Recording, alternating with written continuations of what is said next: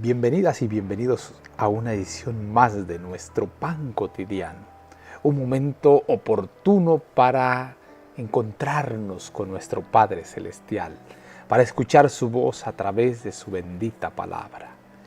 Querido Padre, en este momento, Señor, nos ponemos en tus manos de amor.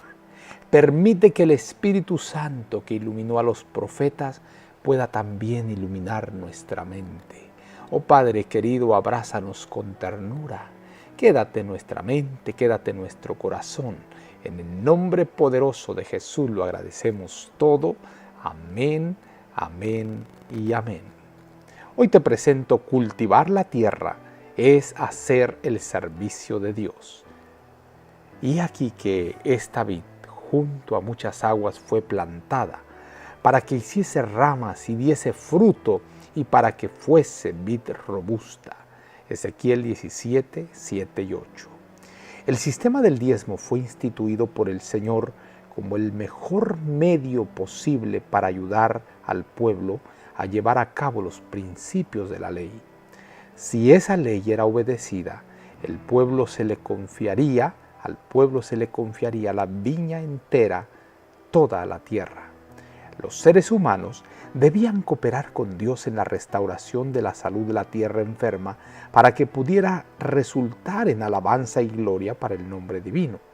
Y así como la tierra que poseían, si era cuidada con habilidad y fervor, produciría sus tesoros, así también su corazón, si era regido por Dios, reflejaría el carácter de Dios. En las leyes que Dios dio para el cultivo del suelo, estaba dando al pueblo la oportunidad de vencer su egoísmo y tener inclinación por las cosas celestiales. Canaán sería como el Edén si obedecían la palabra del Señor.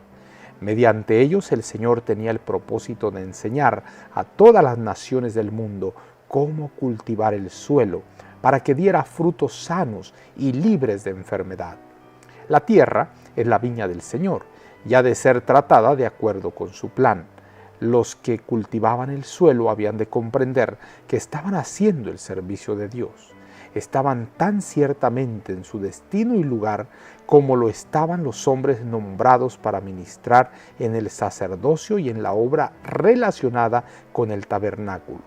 Dios dijo al pueblo que los levitas eran una dádiva para ellos, y no importa cuál fuera su oficio, habían de ayudar a sostenerlos.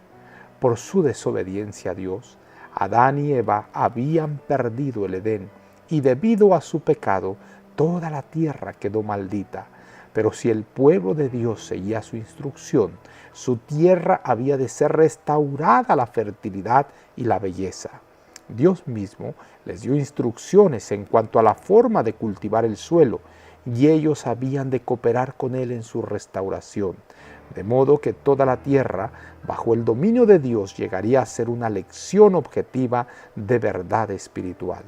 Así como en obediencia a las leyes naturales de Dios, la tierra había de producir sus tesoros. Así, en obediencia a sus leyes morales, en el corazón, la gente había de reflejar los atributos del carácter de Dios. Aún los paganos reconocerían la superioridad de los que servían y adoraban al Dios viviente. Palabras de vida del Gran Maestro, página 231 y página 232. Querido Padre, gracias por toda esta verdad, por toda esta enseñanza, oh Padre eterno, que tú nos brindas. Por favor, Padre eterno, toma nuestras vidas, toma nuestros corazones y enséñanos a hacer tu voluntad. Ayúdanos a ubicarnos en nuestra función, pero a todos, Señor, danos la oportunidad en nuestro espacio, en nuestro lugar, de poder aprovechar y disfrutar el cultivo de la tierra. De alguna forma, Señor, muéstranos cómo hacerlo. Muchas gracias por tu amor. Gracias, Señor, por tus bendiciones. En el nombre poderoso de Cristo Jesús, nuestro amante Salvador. Amén, amén y amén. Jehová te bendiga y te guarde.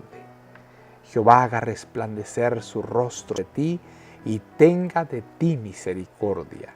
Jehová alce a ti su rostro y ponga en ti paz. No lo olvides, conserva una sonrisa en tus labios, una oración en la mente y una canción en el corazón. Hasta la próxima.